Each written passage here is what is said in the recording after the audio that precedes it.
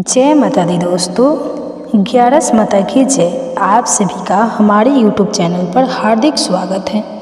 11 माता की कृपा सदा आप और आपके परिवारजनों पर बनी रहे। एकादशी के दिन भगवान विष्णु के साथ साथ 11 माता की भी पूजा करनी चाहिए, क्योंकि एकादशी का नाम 11 माता के नाम से ही पड़ा है और एकादशी को 11 व्रत के नाम से भी जानते हैं। एकादशी का व्रत रखने से और भगवान विष्णु का पूजन करने से जहाँ सारे पापों का नाश होता है और अंत में मोक्ष की प्राप्ति होती है, वहीं दूसरी ओर 11 माता की पूजा करके 11 माता की व्रत कथा जो भक्त सच्चे मन से सुनता है या पढ़ता है, उनकी आने वाले हर प्रकार के संकटों से रक्षा होती है। 11 माता स्वयं उनकी रक्षा करती हैं। जो लोग इस दिन व्रत नाम भी रख पाए, उन्हें भी 11 माता की इस कथा को सच्चे मन से जरूर सुनना चाहिए। पौराणिक कथा के अनुसार सतयुग में मोर नामक दैत्य उत्पन्न हुआ था। वह बड़ा बलवान और भयानक था। उस प्रचंड दैत्य ने देवराज इंद्र, आदित्य, वसु, वायु, अग्नि, अधीन सभी देवताओं को पराजित कर भगा दिया। तब देवराज इंद्र सहित सभी देवताओं ने प्रभावित होकर भगवान शिव से सारा वृतांत कहा और देवतागण कहने लगे कि हे कैलाशपति, मोर दैत्य से भयभीत होकर हम सभी देवतागण मृत्यु लोक में से आ रहे हैं। महादेव, हम सभी पर बड़ा भारी संकट आन पड़ा है, कृपया हमारी रक्षा कीजिए। देवतागणों की बात सुनकर तब भगवान शिव इस प्रकार बोले, हे देवताओं, तीनों लोकों के स्वामी, भक्तों के दुखों का नाश करने वाले भगवान विष्णु की शरण में जाओ, वही तुम्हारे दुखों को दूर कर सकते हैं। महादेव के ऐसे वचन सुनकर सभी देवता क्षीर सागर में पहुँचे। वहाँ भगवान को शयन करते देख हाथ जोड़कर उनकी स्तुति करने लगे। स्तुति करते हुए देवतागण इस प्रकार कहने लगे, हे देवताओं द्वारा स्तुति करने योग्य प्रभु, आपको बारंबार नमस्कार है। देवताओं की रक्षा करने वाले मधुसूदन, आपको हमारा नमस्कार है। कृपया आप हमारी रक्षा करें। दैत्यों से भयभीत होकर हम सब इस समय आपकी शरण में हैं। देवराज इंद्र सहित देवताओं के ऐसे वचन सुनकर भगवान विष्णु कहने लगे, ऐसा व्यक्ति जिसने सभी देवताओं को जीत लिया है, उसका क्या नाम है, उसने कितना बल है और वह किस आश्रम में है, उसका स्थान कहाँ है, इस सब मुझसे बताओ। भगवान के ऐसे वचन सुनकर देवराज इंद्र कहने लगे, हे प्रभु, प्राचीन समय में नारी जंग नाम का एक राक्षस था। उसके महापराक्रमी और लोक विख्यात मुहूर्त नाम का एक पुत्र हुआ था। उसकी चंद्रवंती नाम की नगरी है। उसी ने सब देवताओं को स्वर्ग से निकालकर इस समय वहाँ अपना आधिपत्य जमा लिया है। उसने केंद्र अगर की वरुण, यम, वायु आदि सभी देवताओं को उनके अधिकार से वंचित कर दिया है। हे प्रभु, उस व्यक्ति का अत्याचार तो इतना अधिक बढ़ चुका है कि वह स्वयं ही सूर्य चंद्र प्रकाश करता है, स्वयं ही मेघ बन बैठा है और सबसे अजय हो गया है। असुर निकंदन उस दास को मारकर हम देवतागणों को अजीम बनाइए। ऐसे वचन सुनकर भगवान ने कहा कि देवताओं परेशान ना हो, मैं शीघ्र ही उसका संहार करूँगा। तुम सब इस समय चंद्रावती नगरी में जाओ। इस प्रकार कहकर भगवान विष्णु सहित सभी देवताओं ने चंद्रावती नगर की ओर प्रस्थान किया। उस समय तैमूर सेना सहित युद्ध भूमि में गरज रहा था। उसकी भयानक अर्चना सुनकर सभी देवतागण भय के मारे चारों दिशाओं में जब स्वयं भगवान विष्णु रणभूमि में आए, तो उन पर भी अस्त्र शस्त्र लेकर दौड़े। भगवान ने उन्हें स्वर्ग के समान शुक्राने से बांध डाला। बहुत सारे बाण इस प्रकार मारे गए। केवल बुद्धि चाह वही चाल भाव से भगवान के साथ निर्भय होकर युद्ध करता रहा। जो भी दैत्य उसे मारने के लिए उसके लिए वह पुष्प बन आ जाता, जो भी बाण उसे फेंका जाता वह पुष्प बन जाता। यहाँ तक कि भगवान ये तो करते समय उसका सारा शरीर छिन्न भिन्न हो गया, किंतु वह लगातार युद्ध करता रहा और दोनों के बीच लगभग 100 वर्षों तक इस प्रकार युद्ध चलता रहा। कई वर्षों तक लगातार युद्ध करने भगवान विष्णु बद्रिक आश्रम चले गए। वहाँ यह नाम की स्थिति में विश्राम करने के लिए भगवान उसके अंदर प्रवेश करके सो गए। उसका केवल एक ही द्वार था। विष्णु भगवान का योग निद्रा की गोद में से सो गए। देखते ही देखते मुगल भी उनके पीछे पीछे आ गया और भगवान को सोया हुआ देखकर उन्हें मारने के लिए तैयार हुआ। तभी भगवान ने शरीर से उज्जवल कांति के रूप वाली देवी प्रकट हुई। देवी ने जब अपने सामने मोर नाम के व्यक्ति को युद्ध करने के लिए देखा तो उसे युद्ध करने के लिए ललकारा। तब देवी ने मृत व्यक्ति से युद्ध किया और उसे तत्काल मौत के घाट उतार दिया।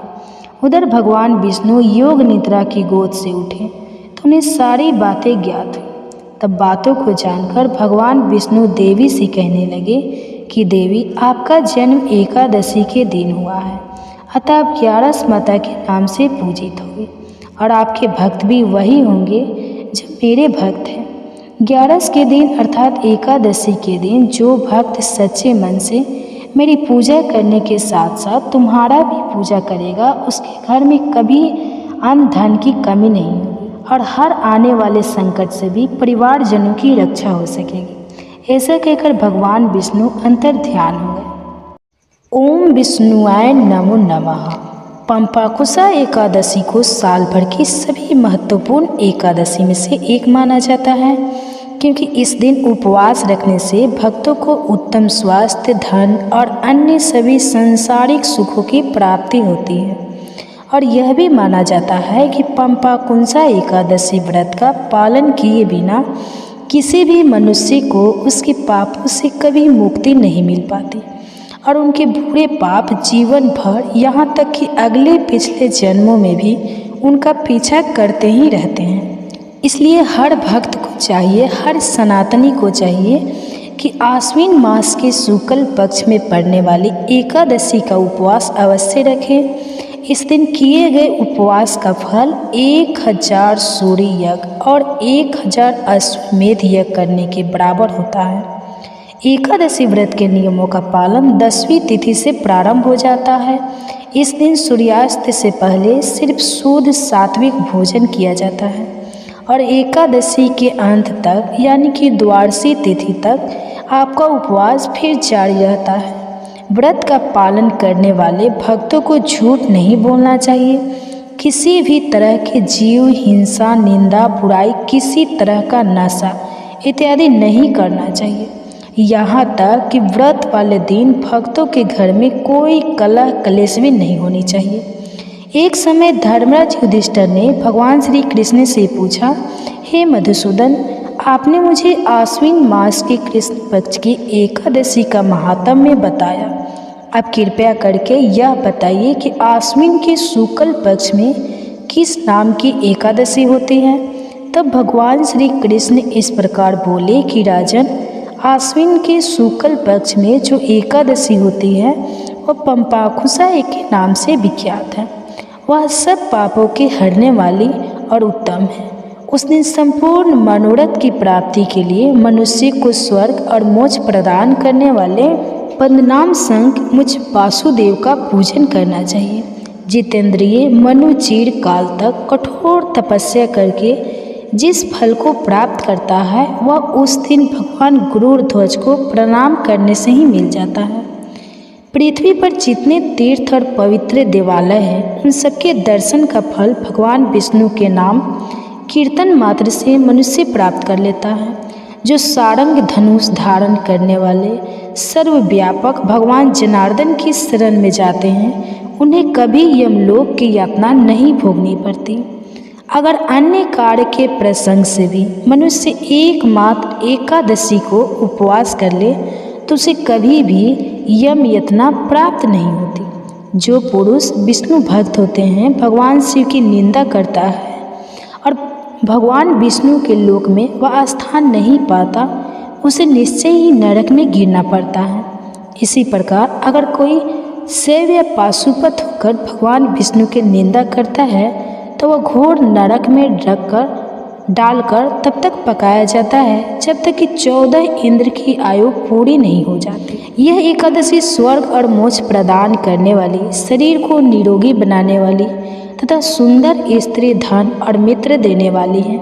हे धर्मराज, एकादशी को दिन में उपवास और रात्रि में जागरण करने से अन्य से विष्णु धाम की प्राप्ति हो जाती है। राजन, वह पुरुष मृत पक्ष के 10, पिता के पक्ष की 10 तथा पत्नी के पक्ष की भी 10 पीढ़ियों का उद्धार कर देता है।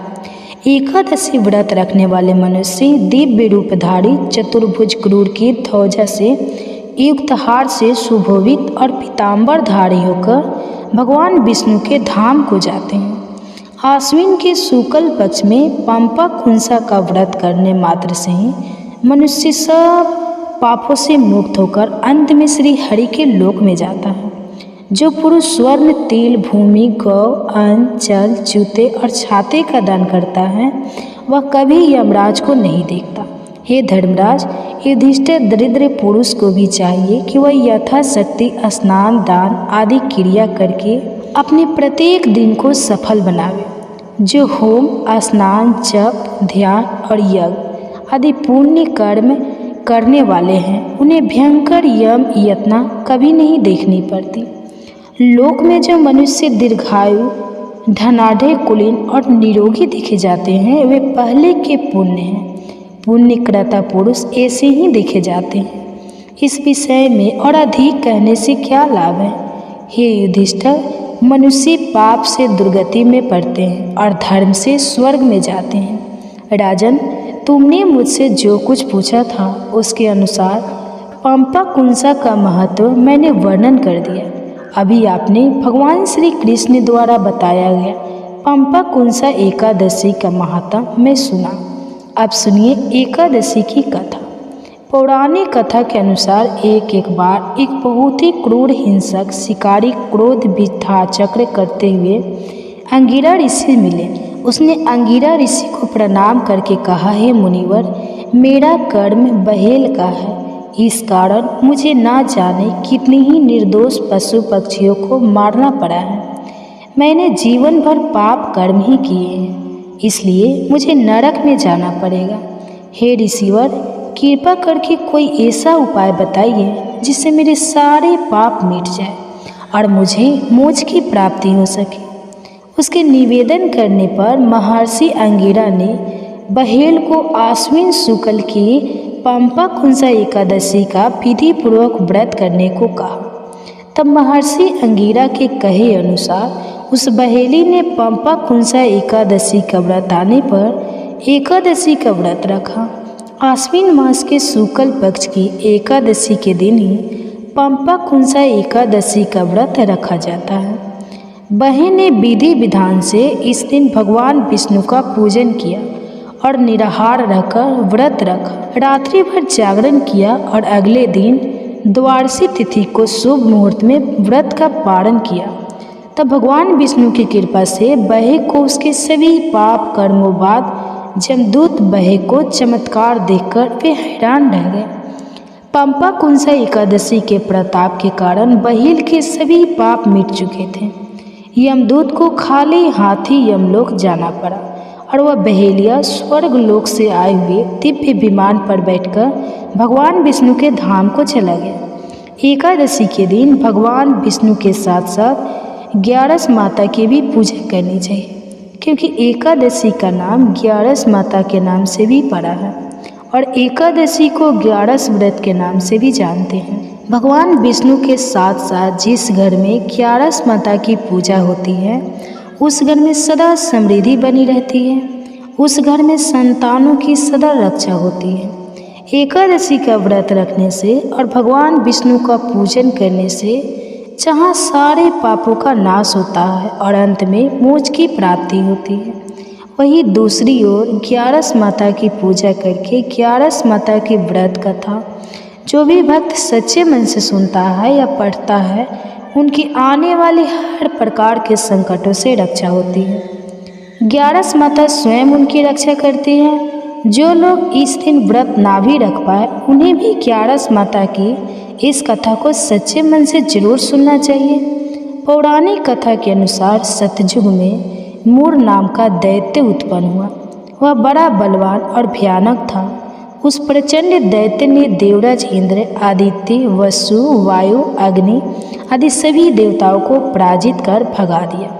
तब देवराज इंद्र सहित सभी देवताओं ने भयभीत होकर भगवान शिव से सारा वृतांत कहा और देवतागण कहने लगे कि हे कैलाशपति, मूढ़ दैत्य से भयभीत होकर हम सभी देवतागण मृत्यु लोक में फिर रहे हैं। हे महादेव, हम सभी पर बड़ा भारी संकट आन पड़ा है, कृपया हमारी रक्षा कीजिए। देवतागणों की बात सुनकर तब भगवान शिव इस प्रकार बोले, हे देवताओं, तीनों लोकों के स्वामी, भक्तों के दुखों का नाश करने वाले भगवान विष्णु की शरण में जाओ, वही तुम्हारे दुखों को दूर कर सकते हैं। महादेव के ऐसे वचन सुनकर सभी देवता क्षीर सागर में पहुँचे। वहाँ भगवान को शयन करते देख हाथ जोड़कर उनकी स्तुति करने लगे। स्तुति करते समय देवतागण इस प्रकार कहने लगे, हे देवताओं द्वारा स्तुति करने योग्य परम प्रिय प्रभु, आपको बारंबार नमस्कार है। देवताओं की रक्षा करने वाले मधुसूदन, आपको हमारा नमस्कार है। कृपया आप हमारी रक्षा करें। दैत्यों से भयभीत होकर हम सब इस समय आपकी शरण में हैं। देवराज इंद्र सहित देवताओं के ऐसे वचन सुनकर भगवान विष्णु कहने लगे, हे इंद्र, ऐसा मायावी दैत्य कौन है जिसने सभी देवताओं को जीत लिया है? उसका नाम क्या है? उसमें कितना बल है और वह किसके आश्रम में है? उसका स्थान कहाँ है? यह सब मुझसे बताओ। भगवान के ऐसे वचन सुनकर देवराज इंद्र कहने लगे, हे प्रभु, प्राचीन समय में नारिज नाम का एक राक्षस था। उसके महापराक्रमी और लोक विख्यात मूर्ध नाम का एक पुत्र हुआ। उसकी चंद्रावती नाम की नगरी है। उसी ने सब देवता गणों को स्वर्ग से निकालकर इस समय वहाँ अपना आधिपत्य जमा लिया है। उसने इंद्र, अग्नि, वरुण, यम, वायु आदि सभी देवताओं को उनके अधिकार से वंचित कर दिया है। हे प्रभु, उस दैत्य का अत्याचार तो इतना अधिक बढ़ चुका है कि वह स्वयं ही सूर्य बनकर प्रकाश करता है, स्वयं ही मेघ बन बैठा है और सबसे अजय हो गया है। हे असुर निकदन, उस दुष्ट को मारकर हम देवता गणों को अजय बनाइए। ऐसे वचन सुनकर भगवान ने कहा, हे देवताओं, परेशान ना हो, मैं शीघ्र ही उसका संहार करूँगा। तुम सब इस समय चंद्रावती नगर में जाओ। इस प्रकार कहकर भगवान विष्णु सहित सभी देवताओं ने चंद्रावती नगर की ओर प्रस्थान किया। उस समय मूढ़ सेना सहित युद्ध भूमि में गरज रहा था। उसकी भयानक गर्जना सुनकर सभी देवतागण भय के मारे चारों दिशाओं में भागने लगे। जब स्वयं भगवान विष्णु रणभूमि में आए तो दैत्य उन पर भी अस्त्र शस्त्र आयुध लेकर दौड़े। भगवान ने जब उन्हें सर्प के समान अपने बाणों से बींध डाला, बहुत सारे दैत्य इस प्रकार मारे गए, केवल मूढ़ बच रहा। वह अविचल भाव से भगवान के साथ निर्भय होकर युद्ध करता रहा। भगवान जो भी तीक्ष्ण बाण उसे मारने के लिए चलाते, उसके लिए वह पुष्प बाण सिद्ध हो जाते। यहाँ तक कि भगवान से युद्ध करते समय उसका सारा शरीर छिन्न भिन्न हो गया, किंतु वह लगातार युद्ध करता रहा और फिर दोनों के बीच मल्ल युद्ध भी हुआ।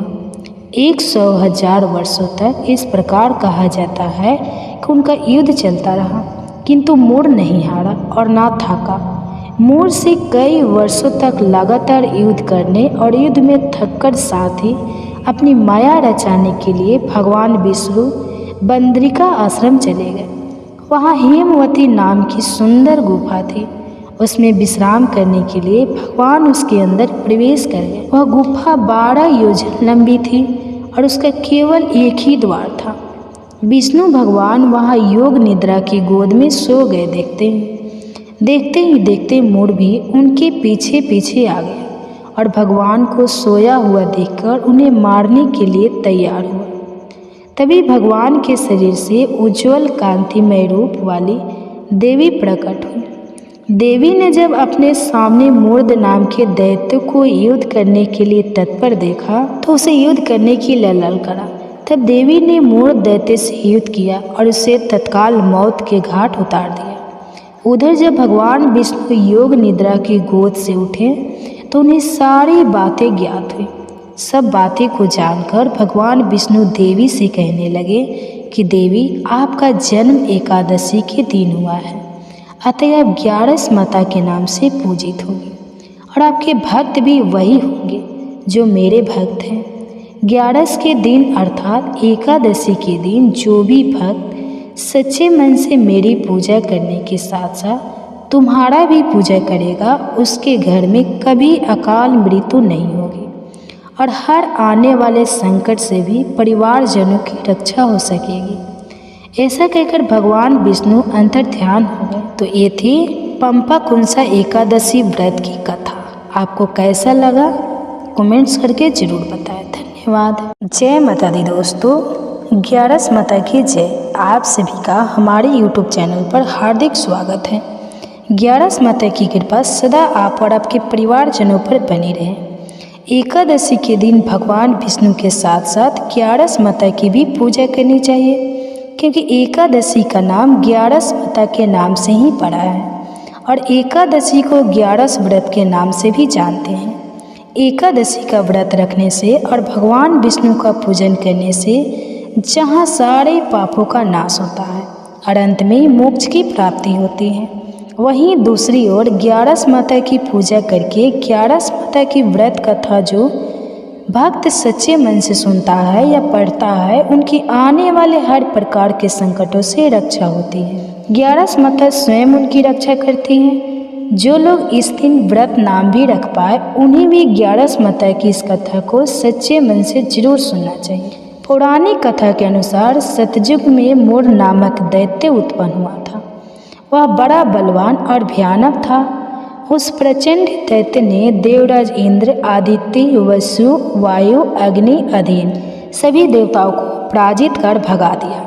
तब देवराज इंद्र सहित सभी देवताओं ने प्रभावित होकर भगवान शिव से सारा वृतांत कहा और देवतागण कहने लगे कि हे कैलाशपति, मूढ़ दैत्य से भयभीत होकर हम सभी देवतागण मृत्यु लोक में से आ रहे हैं।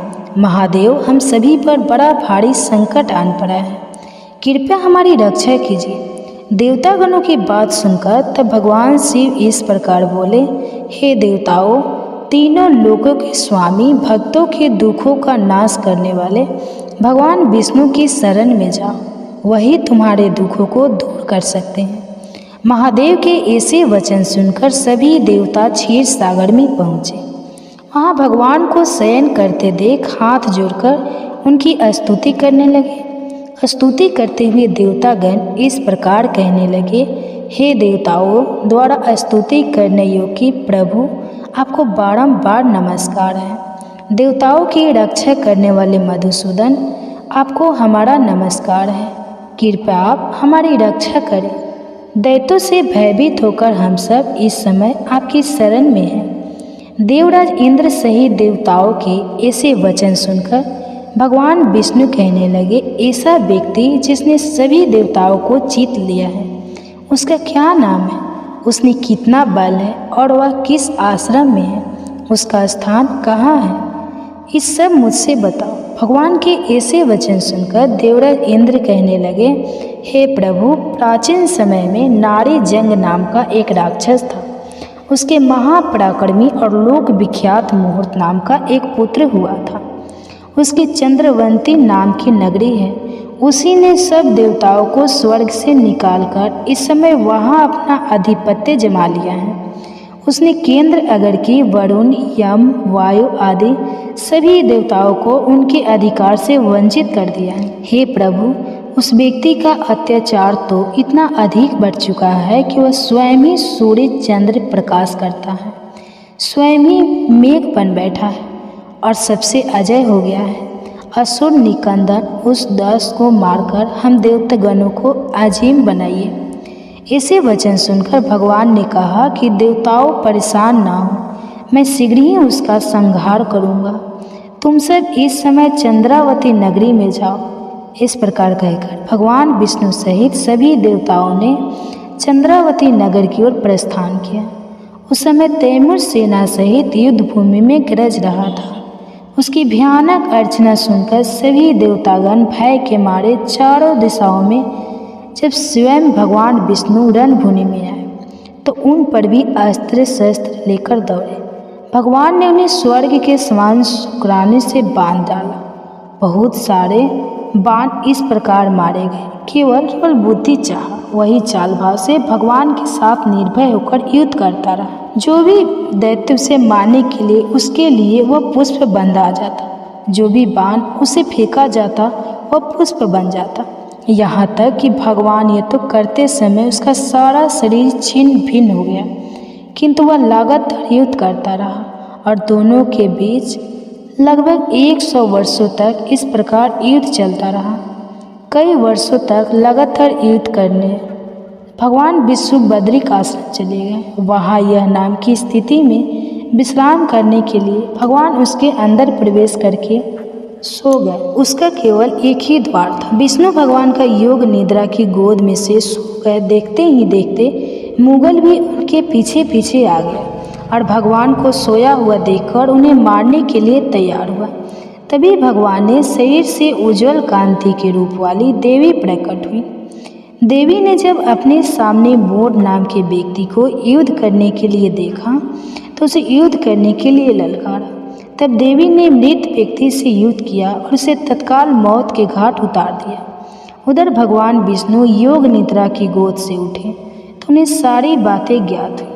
तब बातों को जानकर भगवान विष्णु देवी से कहने लगे कि देवी, आपका जन्म एकादशी के दिन हुआ है, अतः आप ग्यारस माता के नाम से पूजित होंगे और आपके भक्त भी वही होंगे जो मेरे भक्त हैं। ग्यारस के दिन अर्थात एकादशी के दिन जो भक्त सच्चे मन से मेरी पूजा करने के साथ साथ तुम्हारा भी पूजा करेगा, उसके घर में कभी अन्न धन की कमी नहीं होगी और हर आने वाले संकट से भी परिवारजनों की रक्षा हो सकेगी। ऐसा कहकर भगवान विष्णु अंतर ध्यान हो गए। जय श्री कृष्णा, राधे राधे। दोस्तों, आज के दिन तुलसी माता की कथा, तुलसी माता की इस कथा को अवश्य सुनना चाहिए। जो भी मनुष्य एकादशी के दिन तुलसी माता की कथा सुनता है उस पर भगवान विष्णु और तुलसी माता की विशेष कृपा होती है। उनके यहाँ किसी प्रकार की कोई कमी नहीं रहती, कभी भी उन्हें आर्थिक संकट का सामना नहीं करना पड़ता। तुलसी माता की कथा जो भी भक्त सच्चे श्रद्धा के साथ भगवान विष्णु का पूजन करते हैं, भगवान शालिग्राम का पूजन करते हैं, माता तुलसी का पूजन करते हैं, एकादशी का व्रत करते हैं, इससे भगवान श्री हरि विष्णु अति प्रसन्न होते हैं और अपना कृपा प्रदान करते हैं। एकादशी का व्रत जो कि सभी प्रकार के पापों को नष्ट करने वाला है और व्यक्ति के जब पाप और ताप नष्ट होते हैं तो उनके पुण्य का उदय हो पाता है और सभी प्रकार के फिर सांसारिक सुखों की प्राप्ति होती है। हिंदू धर्म में तुलसी का बड़ा ही विशेष महत्व माना गया है। माता तुलसी जो कि अपने भक्तों के सभी प्रकार के पापों को नष्ट करने वाली है और भगवान विष्णु को जो कि तुलसी अति प्रिय होता है। बिना तुलसी दल के भगवान विष्णु उस पूजन को स्वीकार नहीं करते हैं और जहाँ पर भी तुलसी का वृक्ष होता है वहाँ पर यम के दूत भी असमय नहीं आते जाते। इसलिए चाहिए कि माता तुलसी का पूजन करें और तुलसी वृक्ष के नीचे जो कि दीपक जलाना चाहिए। इससे माता तुलसी अपना कृपा प्रदान करती हैं। माता तुलसी के विवाह जो कि भगवान शालिग्राम के साथ पूरे विधि विधान के साथ कार्तिक के महीने में हुआ था और प्रत्येक दिन भगवान विष्णु का पूजन करना चाहिए।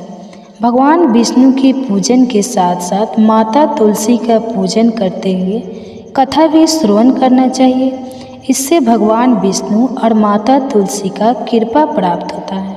तो आइए सुनते हैं द्वादशी पारण के दिन तुलसी माता की कथा। अगर आप एकादशी व्रत, द्वादशी पारण तिथि के दिन ब्राह्मण दक्षिणा, अन्नदान, वस्त्रदान, गौदान आदि के लिए देना चाहते हो तो आप अपने श्रद्धा और सामर्थ्य के अनुसार किसी भी ब्राह्मण को दे सकते हो। तो तुलसी से जुड़ी हुई एक कथा जो कि बड़ा ही प्रचलित है। श्रीमद् देवी भागवत पुराण में इनके दिव्य अवतरण की दिव्य लीला कथा भी बताई गई है। एक बार भगवान शिव ने अपने तेज को समुद्र में फेंक दिया। उससे एक महातेजस्वी बालक ने जन्म लिया। यह बालक, जो कि आगे चलकर जलांधर के नाम से पराक्रम में दैत्य राजा बना, इसकी राजधानी का नाम जो कि जलंधर नगरी पड़ा। दैत्यराज कालनेमी की कन्या वृंदा का विवाह जलंधर से हुआ। जलंधर, जो कि महाराज था, अपनी सत्ता के मध्य में चूर होकर उसने माता लक्ष्मी को पाने की कामना से युद्ध किया, परंतु समुद्र से ही उत्पन्न होने के कारण माता लक्ष्मी ने उसे अपने भाई के रूप में स्वीकार किया। वहां से फिर परिजात होकर वह माता पार्वती को पाने की लालसा से कैलाश पर्वत पर पहुंच गया। भगवान देवाधिदेव शिव का ही रूप धारण कर माता पार्वती के समीप गया, परंतु माता ने अपने योग बल से उसे तुरंत ही पहचान लिया तथा वहां से अंतर्ध्यान हो गई। देवी पार्वती ने क्रोध होकर सारा वृतांत भगवान विष्णु को सुनाया। जलांधर की पत्नी वृंदा अब पतिव्रता स्त्री थी। उसी के पतिव्रता धर्म की शक्ति से जलांधर ना तो मारा जाता था और ना ही परिचित होता था। इसलिए जलांधर का नाश करने के लिए वृंदा के पति वृत धर्म को भंग करना बहुत ही जरूरी था। इसी कारण भगवान विष्णु ऋषि का वेश धारण कर वन में पहुंचे। वहां वृंदा अकेली ही भ्रमण कर रही थी, वहां पर घूम रही थी। भगवान के साथ दो मायावी राक्षस भी थे, जिन्हें देखकर वृंदा भयभीत हो गई। ऋषि ने वृंदा के सामने पल में दोनों को भस्म कर दिया। उनकी शक्ति को देखकर वृंदा ने कैलाश पर्वत पर महादेव के साथ युद्ध कर रहे अपने पति जलांधर के बारे में पूछा। ऋषि ने अपने माया जाल से दो वानर को प्रकट किए। एक वानर के हाथ में जलांधर का सर था तथा दूसरे के हाथ में धड़ था। अपने पति की यह दशा को देखकर वृंदा मूर्छित होकर वहीं पर गिर पड़ी। होश में आने पर उन्होंने ऋषि रूपी भगवान से विनती की कि वह उसके पति को जीवित करे। भगवान ने अपनी माया से पुनः जलांधर का सिर धड़ से जोड़ दिया, परंतु स्वयं भी वह उसी शरीर में प्रवेश कर गई। वृंदा को इस छल का जरा भी पता न चल पाया। जलांधर बने भगवान के साथ वृंदा पतिव्रता से व्यवहार करने लगी, जिससे उसका सतीत्व भंग हो गया। ऐसा होते ही वृंदा का पति जलांधर, जो भगवान शिव से युद्ध कर रहा था, वह युद्ध में हार गया और मारा गया। इस सारी लीला का जब वृंदा को पता चला तो वह कदापि होने का श्राप दे दिया तथा स्वयं भी सती हो गई। जब वृंदा भस्म हुई, वहाँ पर तुलसी का पौधा होगा। भगवान विष्णु ने वृंदा से कहा कि हे वृंदा, तुम अपने सतीत्व के कारण मुझे लक्ष्मी से भी अधिक प्रिय हो गई हो। अब तुम तुलसी के रूप में सदा ही मेरे साथ रहोगी। जो मनुष्य मेरे शालिग्राम रूप के साथ तुलसी का विवाह करेगा, पूजा करेगा, उसे इस लोक और परलोक में विपुल यश की प्राप्ति होगी। जिस घर में तुलसी होती है, वहाँ पर यम के दूत भी असमय नहीं आ जा सकती। गंगा और नर्मदा के जल में स्नान तथा तुलसी का पूजन बारंबार माना जाता है। चाहे मनुष्य कितना भी पापी क्यों ना हो, मृत्यु के समय जिसके प्राण मंजरी रही तुलसी और गंगा जल मुख में रखकर निकल जाते हैं और पापों से मुक्त होकर कुंठ धाम को प्राप्त होता है। जो मनुष्य तुलसी और आंवले की छाया में अपने पितरों का श्राद्ध करता है, उसके पितर भी मोक्ष को प्राप्ति हो जाते हैं। इस प्रकार से जो भी भक्त सच्ची श्रद्धा के साथ भगवान विष्णु का पूजन करते हैं, भगवान विष्णु को तुलसी दल अर्पित करते हैं, भगवान शालिग्राम का पूजन करते हैं, माता तुलसी का पूजन करते हैं, भगवान शालिग्राम के साथ माता तुलसी का विवाह संपन्न करते हैं, उन्हें विपुल यश की प्राप्ति होती है तथा सभी प्रकार के पापों का नाश होता है तथा सभी प्रकार के मनोरथ सिद्ध होते हैं। तो प्रेम से बोलिए भगवान विष्णु की जय, माता लक्ष्मी की जय, तुलसी माता की जय, भगवान शालिग्राम की जय, सर्व देवी देवता की जय। इसी प्रकार से जो भी भक्त सच्ची श्रद्धा के साथ नियम और निष्ठा के साथ भगवान विष्णु का पूजन करता है, भगवान शालिग्राम का पूजन करता है, तुलसी माता का पूजन करता है, उन्हें सभी प्रकार के दुख और कष्ट दूर हो जाते हैं तथा भगवान विष्णु की कृपा से, माता तुलसी, माता लक्ष्मी की कृपा से व्यक्ति के सभी प्रकार के पाप और ताप नष्ट हो जाते हैं तथा सुख और समृद्धि की प्राप्ति होती है। तो आशा करती हूँ कि यह जानकारी आपको अच्छी लग रही होगी। अब सुनिए विष्णु भगवान की आरती।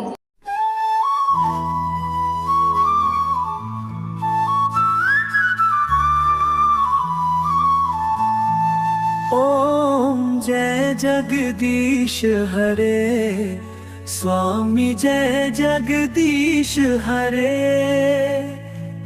भक्त जनों के संकट, दास जनों के संकट क्षण में दूर करे। ओम जय जगदीश हरे।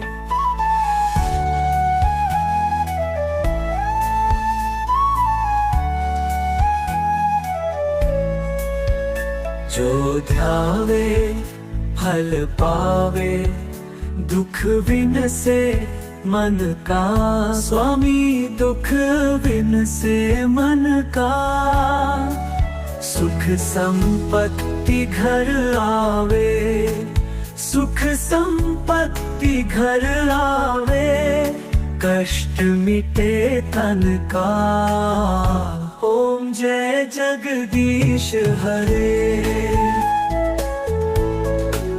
मात पिता तुम मेरे, शरण गहूँ मैं किसकी। स्वामी शरण गहूँ मैं किसकी, तुम बिन और न दूजा, तुम बिन और न दूजा।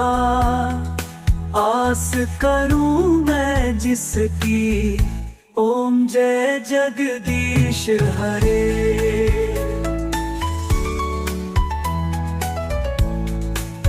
तुम पूरन परमात्मा, तुम अंतर्यामी। स्वामी तुम अंतर्यामी। पार ब्रह्म परमेश्वर, पार ब्रह्म परमेश्वर, तुम सबके स्वामी। ओम जय जगदीश हरे।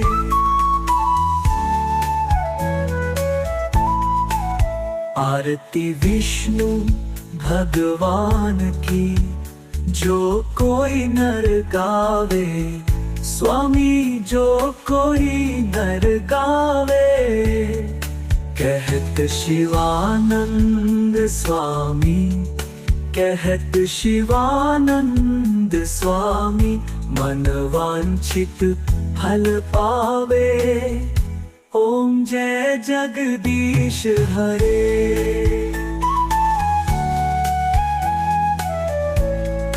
ओ माँ लक्ष्मी माता, मैया जय लक्ष्मी माता। तुमको निश दिन सेवत, हरि विष्णु विधाता। ओम जय उमा रमा ब्रह्माणी, तुम ही जगमाता।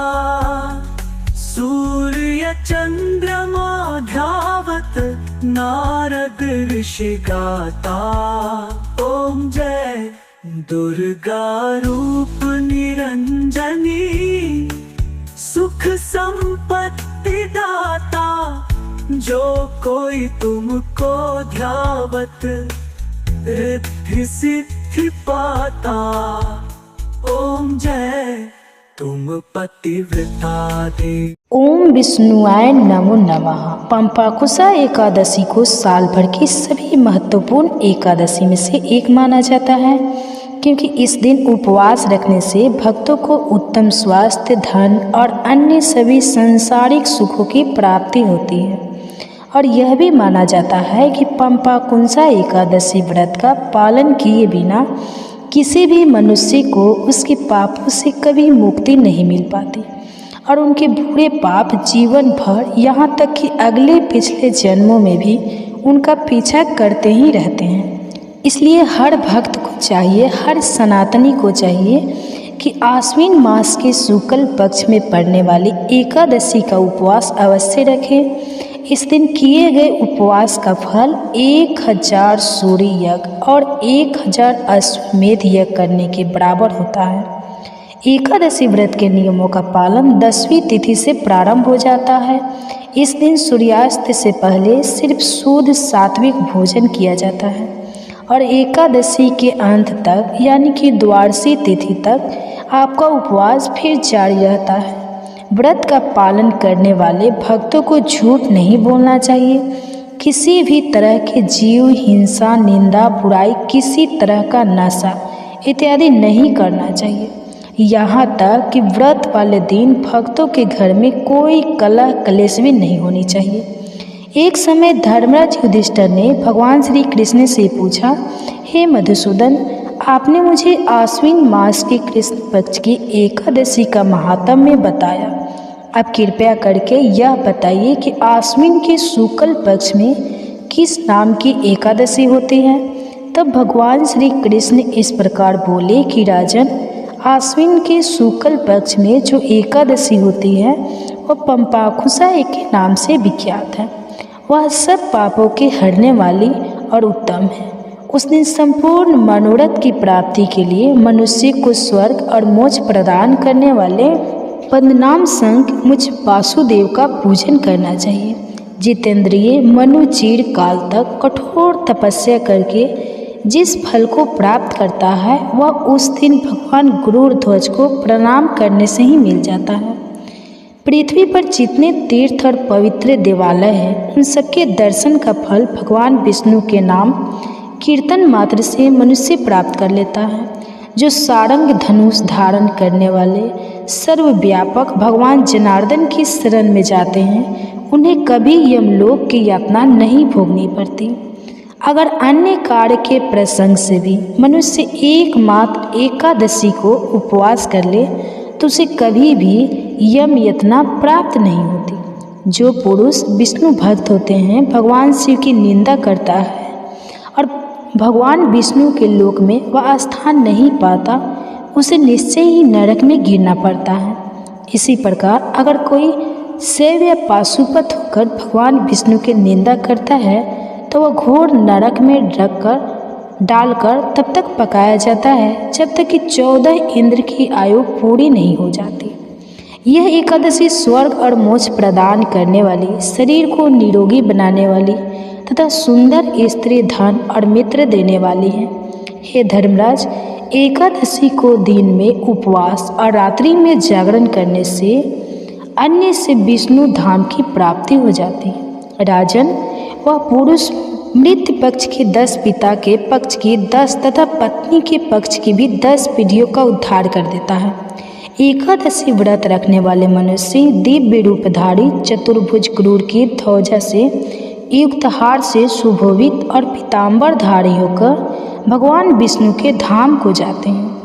आश्विन के शुक्ल पक्ष में पंपा कुंसा का व्रत करने मात्र से ही मनुष्य सब पापों से मुक्त होकर अंत में श्री हरि के लोक में जाता है।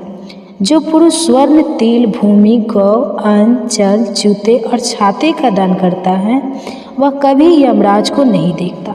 हे धर्मराज, युधिष्ठिर दरिद्र पुरुष को भी चाहिए कि वह यथाशक्ति स्नान, दान आदि क्रिया करके अपने प्रत्येक दिन को सफल बनावे। जो होम, स्नान, जप, ध्यान और यज्ञ आदि पुण्य कर्म करने वाले हैं उन्हें भयंकर यम यातना कभी नहीं देखनी पड़ती। लोक में जो मनुष्य दीर्घायु, धनाढ़, कुलीन और निरोगी देखे जाते हैं वे पहले के पुण्य हैं। पुण्यकृता पुरुष ऐसे ही देखे जाते हैं। इस विषय में और अधिक कहने से क्या लाभ है। हे युधिष्ठिर, मनुष्य पाप से दुर्गति में पड़ते हैं और धर्म से स्वर्ग में जाते हैं। राजन, तुमने मुझसे जो कुछ पूछा था उसके अनुसार पंपा कुंसा का महत्व मैंने वर्णन कर दिया। अभी आपने भगवान श्री कृष्ण द्वारा बताया गया पंपा कुंसा एकादशी का महत्व मैं सुना। अब सुनिए एकादशी की कथा। पौराणिक कथा के अनुसार एक बार एक बहुत ही क्रूर हिंसक शिकारी क्रोध वृथा चक्र करते हुए अंगिरा ऋषि मिले। उसने अंगिरा ऋषि को प्रणाम करके कहा, हे मुनिवर, मेरा कर्म बहेल का है। इस कारण मुझे ना जाने कितनी ही निर्दोष पशु पक्षियों को मारना पड़ा है। मैंने जीवन भर पाप कर्म ही किए हैं, इसलिए मुझे नरक में जाना पड़ेगा। हे ऋषिवर, कृपा करके कोई ऐसा उपाय बताइए जिससे मेरे सारे पाप मिट जाए और मुझे मोक्ष की प्राप्ति हो सके। उसके निवेदन करने पर महर्षि अंगिरा ने बहेल को आश्विन शुक्ल की पंपा कुंसा एकादशी का विधि पूर्वक व्रत करने को कहा। तब महर्षि अंगिरा के कहे अनुसार उस बहेली ने पंपा कुंसा एकादशी का व्रत आने पर एकादशी का व्रत रखा। आश्विन मास के शुक्ल पक्ष की एकादशी के दिन ही पंपा कुंसा एकादशी का व्रत रखा जाता है।